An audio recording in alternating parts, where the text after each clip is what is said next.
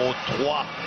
Voici la reine de Rome qui rentre dans le stade. Federica Pellegrini, championne olympique, championne du monde, championne d'Europe, recordwoman du monde, entraînée par Philippe Lucas. Si elle s'impose aujourd'hui, ce sera encore elle, la reine du monde. Mais Femke Heemskerk est friable. Elle a toujours craqué en individuel dans les grandes compétitions seulement.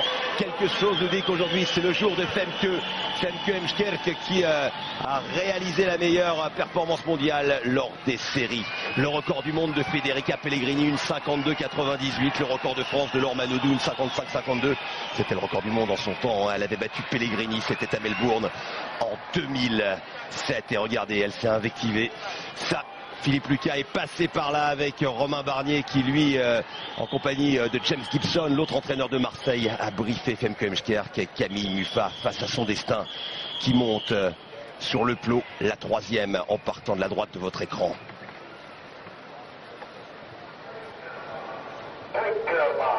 La finale du 200 mètres féminin est peut-être la possibilité pour la France de s'offrir son meilleur résultat dans l'histoire des championnats du monde. Femke Heemskerk, la plus rapide sur 100 mètres, a pris les devants. Et Camille Muffat, c'est Pellegrini qui est un petit peu derrière pour l'instant. Et le rôle de Femke et de Camille, c'est de partir très vite pour essayer de noyer l'italienne. Ça va pas être facile parce que même après le premier 50, il faut toujours accélérer. Je vous parlais de Silke Lippok, elle aussi, elle est partie très très vite. Et Alison Schmidt, la vice-championne du monde américaine.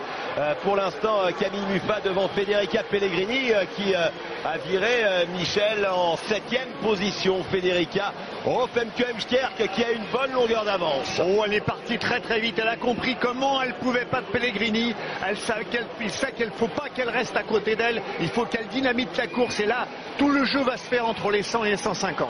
On est parti sur des bases phénoménales. Les bases du record du monde de Pellegrini, et c'est Alison Schmidt qui est en tête tout en bas de votre écran, l'américaine qui aimerait bien aller chercher l'or qui lui avait échappé il y a 2 ans. Ouais, mais Pellegrini est en train de mettre en branle sa vitesse et son retour. Et Camille Muffat qui accélère également pour l'instant. Camille qui va remonter en 3e position peut-être au virage. Femke Heemskerk qui est derrière en embuscade. 6 filles avec toujours Alison Schmidt et Camille Muffat qui vire à 50 mètres de l'arrivée en 4e position. Allez Camille, lâchez les chevaux, remontez, attaquez avec Heemskerk qui craque un petit peu. Et regardez Pellegrini qui passe, Alison Schmidt qui gagne et Camille Muffat. C'est ton jour Camille, il faut y aller, c'est maintenant que ça se gagne avec Pellegrini qui accélère. Oh, l'italienne va être difficilement prenable, mais il y a l'argent, pas à perdre la médaille d'argent, une nouvelle fois contre l'Australienne Kylie Palmer. Pellegrini qui est devant Muffat en 2e position avec Kylie Palmer, le titre pour Pellegrini et une nouvelle médaille de bronze pour Muffat derrière Palmer. Federica Pellegrini est une diva, elle a perdu son entraîneur Alberto Castagnetti quelques semaines seulement après Rome. Elle pensait arrêter la natation, elle a trouvé un nouveau mentor et ce mentor s'appelle Philippe Lucas, c'est la reine de la natation. Mais derrière, Camille Muffat offre une 5e médaille à la France. La France réussit son meilleur résultat et Camille Muffat monte une nouvelle fois sur le podium.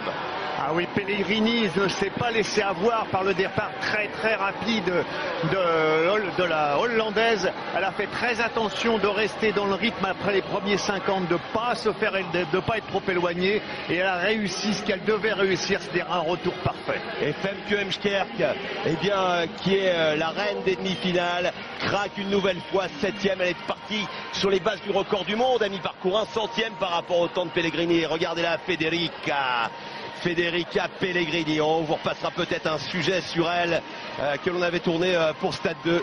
La voilà la diva. Quelque chose me dit qu'elle sera une nouvelle fois la nageuse de l'année.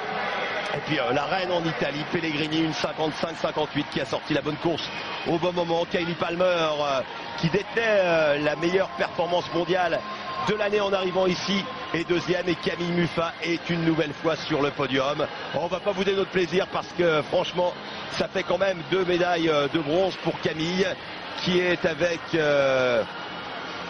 notre dossiste champion du monde, Jérémy Stravius, doublement médaillé dans ces championnats du monde.